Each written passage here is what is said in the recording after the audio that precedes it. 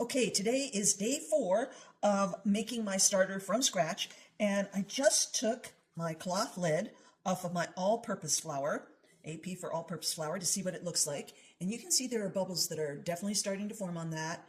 Now, I just did a quick float test. I'm going to do it again. This water's kind of cloudy because I already did it, but I was curious, so I'm just going to pour a little tiny bit of this in water, and it is floating, guys. Now, I would not make, you can see how that's floating? That's pretty cool for day 4, only day 4.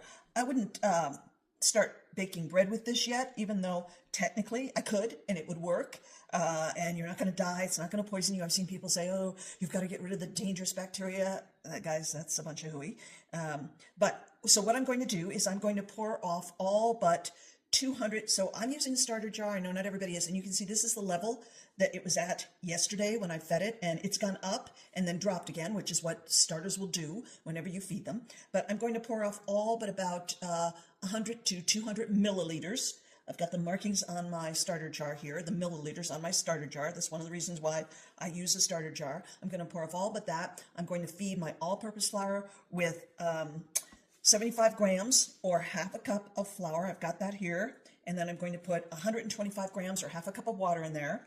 Then I'm going to do the same thing with my bread flour. So let's look at my bread flour one.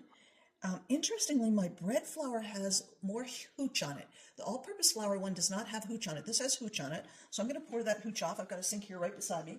I'm just going to drain that hooch off. And the bread flour one is a bit more watery, which technically the bread flour one should be better than the all-purpose flour one. That's what people say. No, I've never used bread flour. I always use all-purpose flour. I'm going to do a float test on this. And that is just pouring right down to the bottom and sinking. That is not floating at all. Now, that is because I am using Kirkland brand all-purpose flour, which has 4 grams of protein per quarter cup of flour. And I'm using this bread flour, which only has 3 grams of protein per quarter cup of flour.